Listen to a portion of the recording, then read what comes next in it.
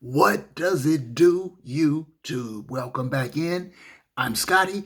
This is Scotty Says. I wanted to make a quick video tonight because it is the aftermath of Thursday Night Football. The kickoff to Week 5 in the NFL. And the Los Angeles Rams go up to Seattle and handle business against division rival Seahawks, and Russell cooking it up with some Stu Wilson. And the Rams overall have a pretty solid night. Lots of pros, a few cons. We'll get to those. But let's start with the numbers. Matt Stafford, 25 of 37. 365 yards with a touchdown and one pick. Darrell Henderson ran the ball well, looked good in his cuts, looked decisive, 82 yards and a touchdown. Sony Michel looked like a good change of pace back. Filling in that role, he had 37 yards and a touchdown. Bobby Trees, Robert Woods, 12 receptions on 14 targets for 150 yards. And I tell you what, Bobby Trees does not drop passes. The man has toe drag swag and hands like glue. Aaron Donald set the Rams all-time franchise record for sacks. Career sacks with 88.5 when he got his sack on Russell Wilson tonight. And Deshaun Jackson still blazing past people, still burning up secondaries, lighting secondaries on fire, still being underthrown at this stage in his career. So overall, the Rams go on the road after a tough loss against another division foe just a few days ago, just 3-4 days ago.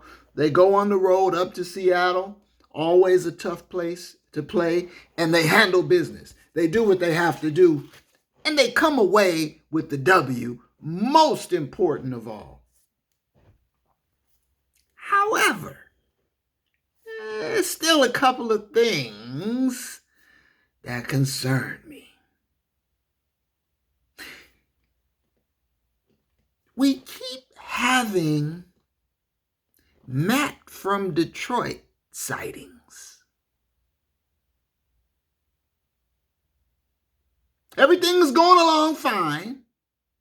Matthew Stafford, the new Rams quarterback with a new lease on life, out of the NFL Siberia, that is Detroit, out of the wasteland, now in the sunny weather, under the swaying palm trees, in the Golden State, now with a new lease on life with the LA Rams. Matthew Stafford set to be the newest LA hero. And then we keep getting Matt from Detroit sightings. Matt from Detroit keeps popping up at inopportune times. And I'll be honest with you, Matt from Detroit has gotten lucky on a few dropped interceptions over the course of these first 5 ball games. And interceptions happen, and when you're a gunslinger and you're chucking it around the yard, you're going to get a couple tips, you're going to get a couple picks. I get that. But what's really troubling me are the missed throws, the overthrows, the underthrows, the dribbles, the bounces. Matt from Detroit keeps showing up. If he could put the ball out in front of Deshaun Jackson or Cooper Kupp or Bobby Trees or Higbee, any number of receivers, Van Jefferson, that he's missed, And Van Jefferson had a drop today, no question about it. He just dropped it. But if Matt from Detroit could put the ball out in front of these guys, he would have so many more touchdowns at this point in the season than he does. Because he's missed a lot of throws. Almost inexplicable misses. You make you scratch your dome. Is there something wrong with his hand? He's got a finger thing and a thumb thing. He hurt his thumb in preseason, and McVay made them all wear foam helmets. And he said, hey, we can't have a golden thumb inadvertently striking somebody's head out there. Put foam on all those helmets from here on out. But, we're out of the preseason. These games are real now. Live fire. And there was something dislocated. One of the fingers had an issue tonight. Fortunately for the Rams, it wasn't nearly as severe, apparently, as Russell Wilson's dislocated finger. Sprained finger, as Pete Carroll called it. Pete Carroll, who also phrased Russell Wilson, I believe his ability to recover as being an amazing healer. Interesting turn of the phrase, but I digress. When will Matt from Detroit show up at that most inopportune of moments and cost the Rams a ball game? And will it be a playoff game?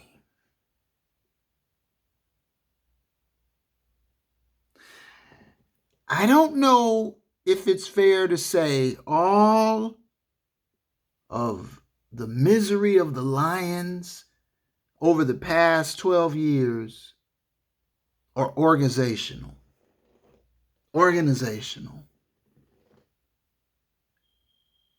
I mean, at some point, if you're a transcendent quarterback, don't you have to lift your franchise to a playoff win at some point? Is it all on the lowly Lions? We keep getting Matt from Detroit sightings here in LA, which suggests to me that Matt from Detroit bears some responsibility for the Lions' futility over the past decade plus.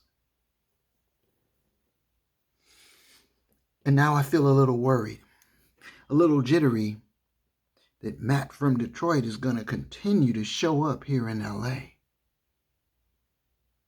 And in fairness, in 4 of the 5 games so far, Matthew Stafford has been able to beat back Matt from Detroit. Keep him at bay. Get out of here, you. Matt from Detroit will take heed and he'll beat it. He'll scram. But against the Cardinals, no such luck. The first half of the Seattle game tonight, I saw a little too much Matt from Detroit. Now, there's some blame to go around. McVay didn't call his best game tonight. And at a certain point, there is some question of how much is it ineptitude at the quarterback position on a variety of throws, and how much of it is the blame that is it should be spread around with the play calling and the execution from the other positions on the field.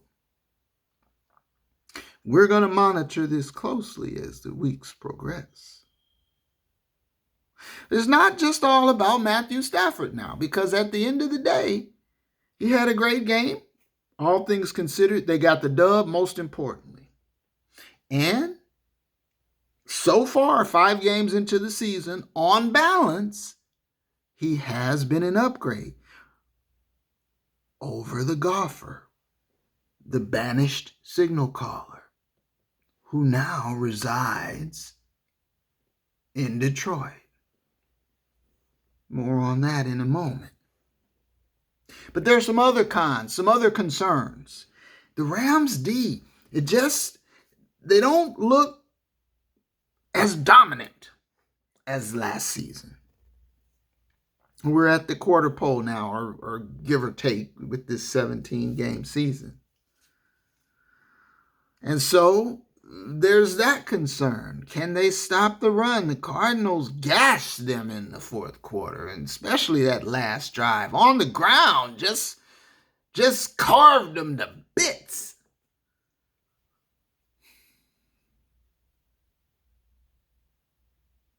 I don't know. Some of McVay's calls have been perplexing. That sequence where they had a 3rd and 5 and they took a delay of game and it went to 3rd and 10, and the run play they called was so pedestrian, looked like it could have been a high school run play. And I'm like, what are they doing? What's going on right now?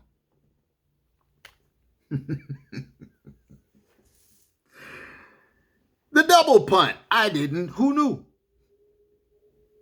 I kept waiting for them to get it straight with New York and say, hey, you can't do that. And then they said, no, you can do it. Well, who knew?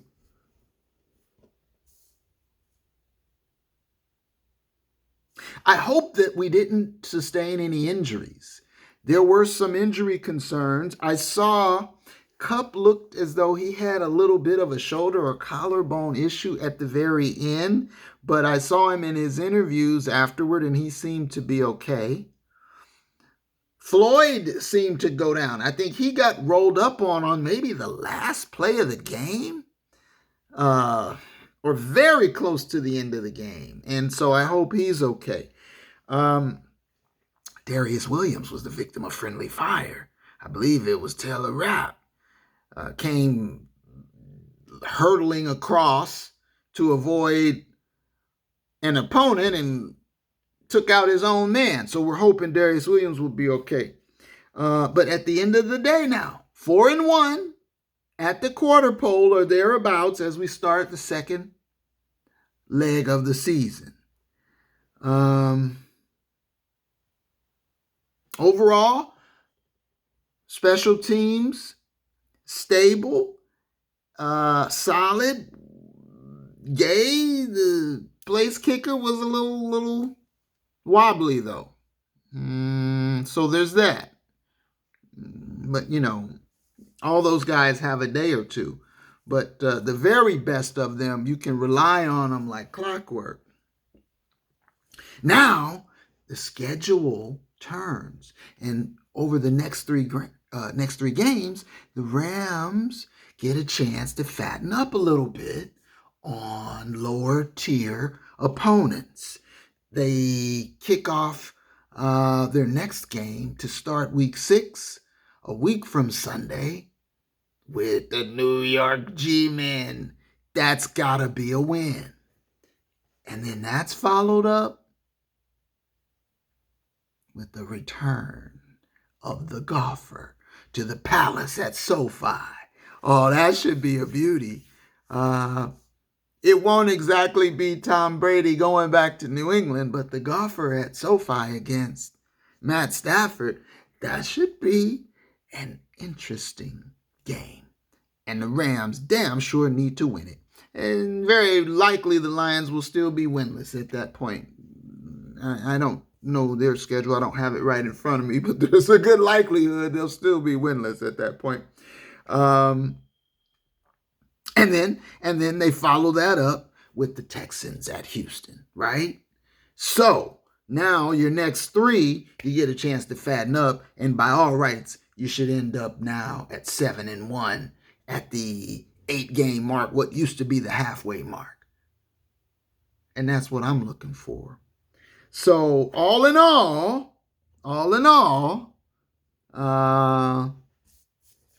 we take care of business and get the needed W.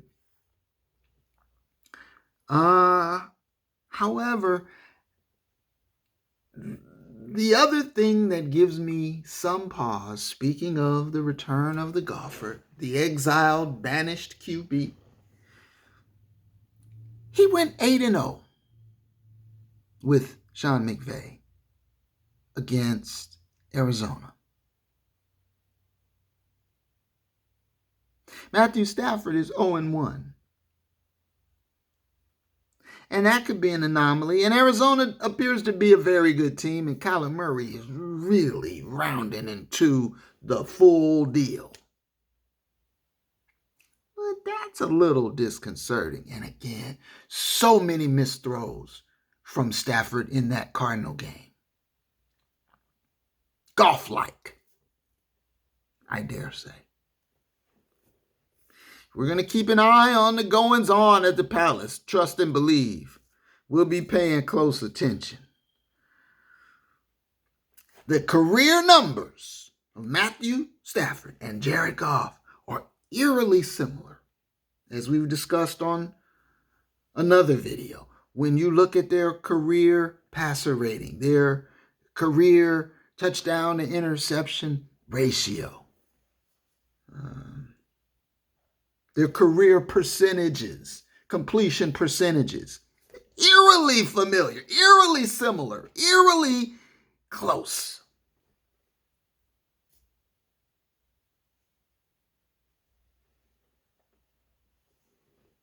Although I will say this.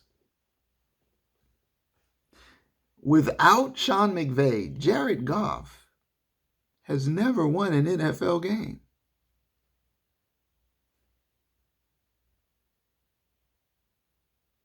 So that's the thing. With what Sean McVay did for Jared Goff, you would think Matthew Stafford should be able to elevate this team into the stratosphere.